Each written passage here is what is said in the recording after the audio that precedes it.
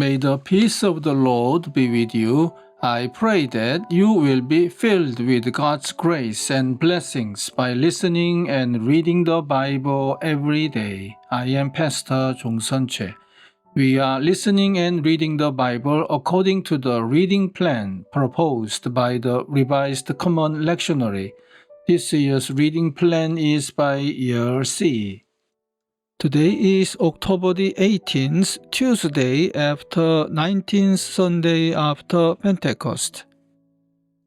Today's readings are from Psalm 129, Jeremiah chapter 39, verses 1 to 18, James chapter 5, verses 7 to 12, and from the Gospel of Luke chapter 18, verses 1 to 8.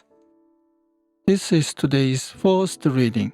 In the 9th year of Zedekiah, king of Judah, in the 10th month, Nebuchadnezzar, king of Babylon, marched against Jerusalem with his whole army and laid siege to it.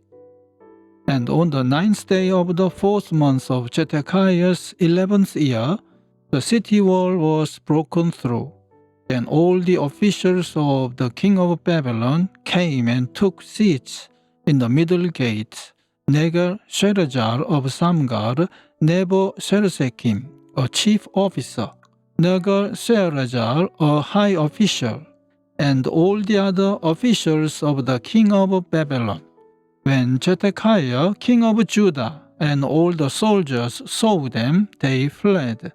They left the city at night by way of the king's garden, through the gates between the two walls, and headed toward the Arabah. But the Babylonian army pursued them and overtook Zedekiah in the plains of Jericho. They captured him and took him to Nebuchadnezzar, king of Babylon, at Riblah, in the land of Hamath, where he pronounced sentence on him. There at Riblah, the king of Babylon slaughtered the sons of Zedekiah before his eyes, and also killed all the nobles of Judah. Then he put out Zedekiah's eyes and bound him with bronze shackles to take him to Babylon. The Babylonians set fire to the royal palace and the houses of the people, and broke down the walls of Jerusalem. Nebuzaradan, commander of the imperial guard, carried into exile to Babylon the people who remained in the city, along with those who had gone over to him and the rest of the people.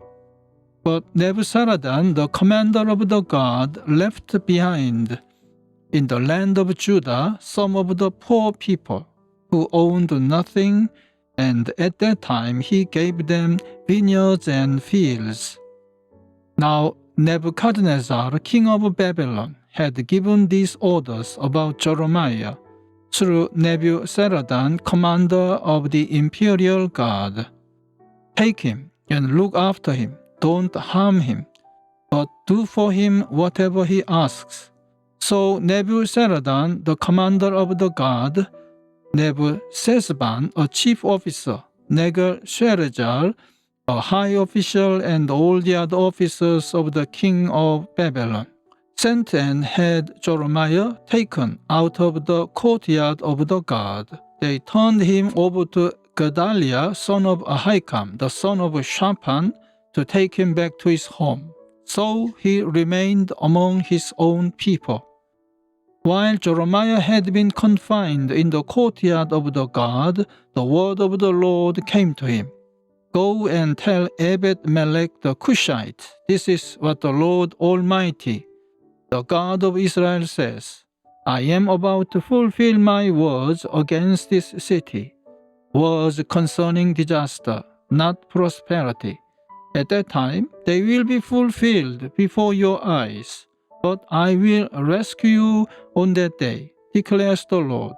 You will not be given into the hands of those you fear. I will save you. You will not fall by the sword, but will escape with your life, because you trust in me, declares the Lord. Amen. This is today's psalm. They have greatly oppressed me from my youth. Let Israel say, they have greatly oppressed me from my youth, but they have not gained the victory over me.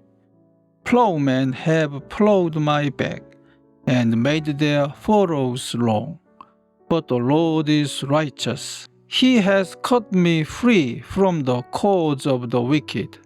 May all who hate Zion be turned back in shame. May they be like grass on the roof, which withers before it can grow. A reaper cannot fill his hands with it, nor one who gathers fill his arms. May those who pass by not say to them, "The blessing of the Lord be on you. We bless you in the name of the Lord." Amen. This is today's second reading. Be patient then, brothers and sisters, until the Lord's coming. See how the farmer waits for the land to yield its valuable crop, patiently waiting for the autumn and spring rains. You too be patient and stand firm, because the Lord's coming is near. Don't grumble against one another, brothers and sisters, or you will be judged. The judge is standing at the door. Brothers and sisters, as an example of patience in the face of suffering, take the prophets who spoke in the name of the Lord. As you know, we count as blessed those who have persevered. You have heard of Job's perseverance and have seen what the Lord finally brought about. The Lord is full of compassion and mercy. Above all, my brothers and sisters, do not swear, not by heaven or by earth, or by anything else. All you need to say is simple, yes or no. Otherwise, you will be condemned. Amen. This is this week's Gospel reading. Then Jesus told his disciples a parable to show them that they should always pray and not give up. He said, "In a certain town there was a judge who neither feared God nor cared what people thought. And there was a widow in that town who kept coming to him with the plea, 'Grant me justice against my adversary.'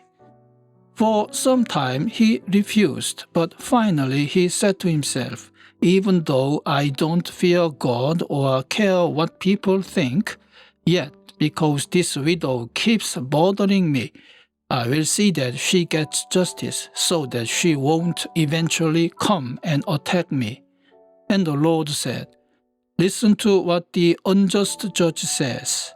And will not God bring about justice for his chosen ones, who cry out to him day and night? Will he keep putting them off? I tell you, he will see that they get justice, and quickly. However, when the Son of Man comes, will he find faith on the earth?' Amen. This is the word of God for today. Thanks be to God. The Lord bless you and keep you. The Lord make his face shine upon you and be gracious to you. The Lord turn his face towards you and give you peace. Amen.